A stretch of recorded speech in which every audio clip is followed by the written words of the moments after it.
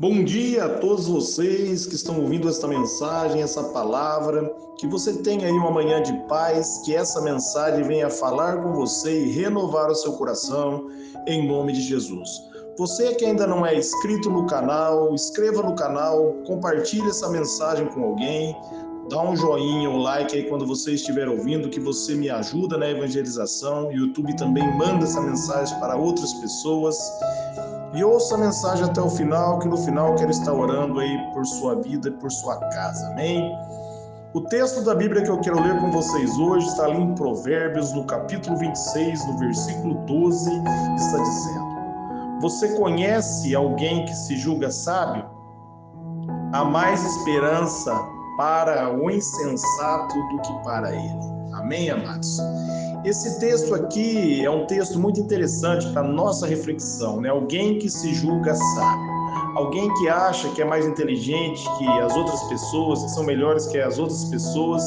A Bíblia está dizendo que há mais esperança para o insensato do que para ele, porque esse que se julga sábio, ele se julga mais inteligente, mais capacitado que outras pessoas. Ele não aceita a repreensão. Por ele não aceitar a repreensão, ele fica preso no próprio engano, no seu achismo, na sabedoria enganosa, né? Porque a palavra de Deus vai dizer ali, meus amados, em Provérbios aqui 14, 12 também, que há caminhos que parecem retos aos nossos olhos, mas o final desse caminho nos leva à morte. A nossa visão, ela é limitada e nós precisamos de Deus para compreender a verdade. Nós precisamos do Espírito Santo de Deus para ser direcionado. A palavra de Deus, ela vai nos ensinar, né, que até na oração nós precisamos do Espírito Santo, que ele intercede por nós, em Romanos 8, 26 ali, porque nós não sabemos orar da maneira correta, mas ele intercede por nós e nos leva a adorar da maneira correta. E quando a gente se achega diante da presença de Deus, a gente deixa o Espírito Santo de Deus nos conduzir, aí, meus amados, nós mergulhamos nas profundezas de Deus. Por isso, tome cuidado. Tome cuidado com o conhecimento humano, tome cuidado com sua própria sabedoria. Busque a sabedoria que vem de Deus, né? Em Isaías, ali no 55, né? A partir do versículo 8, ele vai dizer que os caminhos dele são mais altos e mais excelentes que os nossos caminhos. E nós devemos andar por esses caminhos.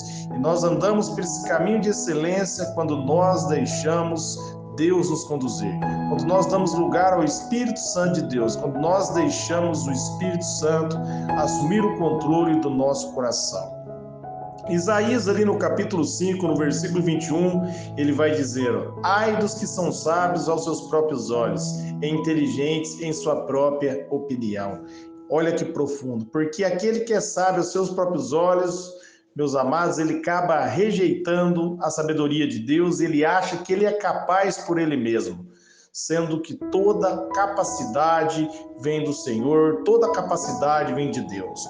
O apóstolo Paulo, ali em 1 Coríntios, no capítulo 3, no versículo 18, ele vai dizer: não se engane, se algum de vocês pensa que é sábio segundo os padrões dessa era, deve se tornar louco para que se torne sábio. Amém? Segundo os padrões dessa era, o padrão desse mundo, né? Se alguém se acha sábio na sabedoria humana, então que se torne louco para receber a sabedoria de Deus, né? Porque a sabedoria do homem, ela é limitada.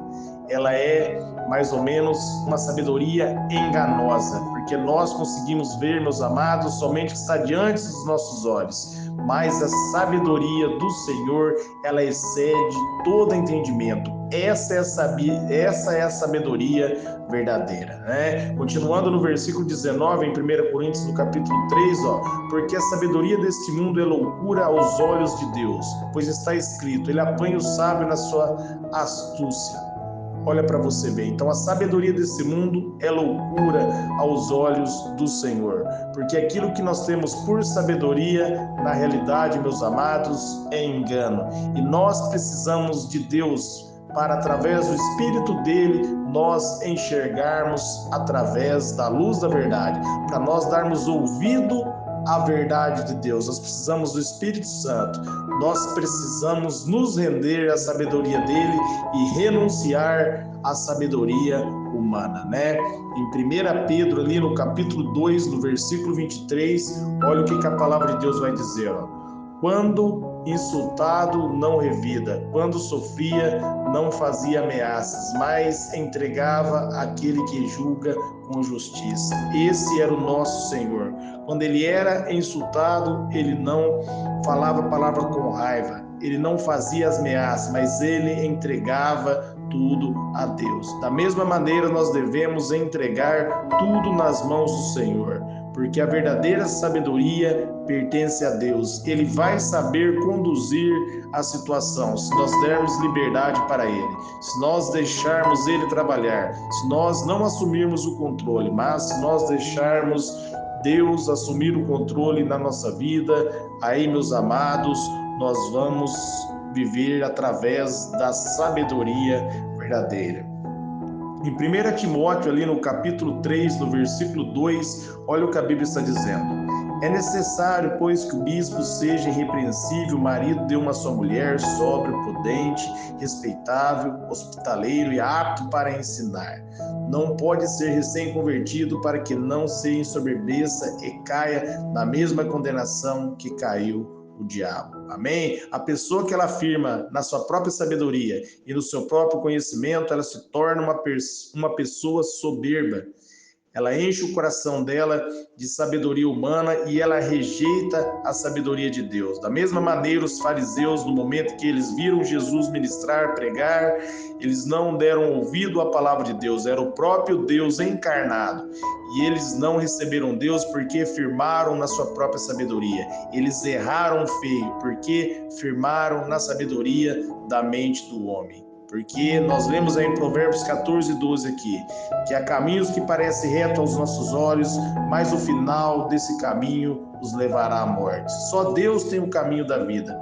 Só Deus, meus amados, contém a verdadeira sabedoria. E Ele nos dá essa sabedoria quando nós pedimos a Ele. Quando nós pedimos ao Senhor para Ele nos capacitar, para Ele nos ensinar, Ele tem prazer em nos ajudar. E para isso nós temos que reconhecer que a nossa sabedoria nada é, que o nosso caminho ele é enganoso, que ele parece certo aos nossos olhos, mas nos levará à morte. E Deus tem um caminho melhor, mais elevado e mais perfeito. E quando nós pegamos o caminho do Senhor, quando nós deixamos Deus nos conduzir, aí, meus amados, nós caminhamos para a vitória. Nós vivemos a vida plena, porque Deus sabe o que é melhor para mim e Deus sabe o que é melhor para você. Em Provérbios 29, no versículo 1, olha o que a Bíblia está dizendo. Quem insiste no erro, depois de muitas repreensões, será destruído sem aviso e irremediavelmente. Olha que palavra maravilhosa, né? Nós devemos refletir nesta mensagem e compreender, né? Se a gente persistir em errar, se a gente persistir em firmar na nossa própria sabedoria, se nós quisermos sempre estar correto, meus amados, vai chegar um ponto que não haverá mais repreensão para nós e nós seremos destruídos sem aviso, porque nós temos endurecido o coração. Não endureça o coração resistindo à correção do Senhor. A palavra de Deus vai dizer que Deus corrige a quem ama. Deus corrige a minha vida e Deus corrige a sua vida porque Ele deseja o melhor para mim e o melhor para você. Você, quando corrige o seu filho, quando você instrui o seu filho, você está querendo o melhor para ele. E Deus sempre quer o melhor para mim, sempre quer o melhor para você. Mas para nós vivermos esse melhor, nós devemos sujeitar a vontade dele. Nós devemos ali abrir o nosso coração. Nós devemos aí, meus amados, nos humilhar, compreender que Deus sabe o que faz, Deus sabe o que fala. Dessa maneira nós vamos crescer na graça. Dessa maneira nós vamos ser transformados. Dessa maneira nós vamos ser conduzidos pela palavra de Deus a uma vida de vitória. O Senhor, Ele quer que eu e você sejamos abençoados. E eu acredito que você também quer, mas para isso você tem que ouvir a voz dele. Ali no livro de Isaías, no capítulo 1, no versículo 19, ele vai dizer, se quiseres e ouvires a minha voz, comerás o melhor dessa terra. Então, querer, eu acredito que todo mundo quer, Mas para isso você precisa ouvir a voz de Deus. Ouvir a voz de Deus é ouvir a palavra de Deus, é se render diante da vontade dele, é aceitar que ele sabe o que é melhor para você. E uma vez que você aceita, você crê nisso, você entende que Deus sabe o que é melhor para você, aí você não é enganado mais pelos seus pensamentos e nem por suas próprias sabedorias. Amém? Então, firme-se nessa verdade. Não seja sábio aos seus próprios olhos, mas busque a sabedoria que vem de Deus. Busque a sabedoria que vem do alto. E Tiago vai dizer, se nós pedirmos sabedoria para o Senhor, Ele vai nos conceder. Deus, Ele ama nos abençoar. Salomão pediu sabedoria para Deus e Deus deu sabedoria para Salomão. E peça para o Senhor, além de dar sabedoria para você, que Ele dê capacidade, que Ele dê graça para você usar essa sabedoria, para você colocar essa sabedoria em prática. Que você, se você somente tiver a sabedoria e não praticar, você também vai descer a derrota. Você precisa colocar a sabedoria em prática, colocar a sabedoria de Deus, em prática para você andar na vitória. Você tem que ser um praticante da sabedoria. Amém? Não adianta você ter o conhecimento se você não praticar. Por isso é necessário que você pratique. Se renda diante da sabedoria de Deus e seja um vencedor aí, em nome de Jesus.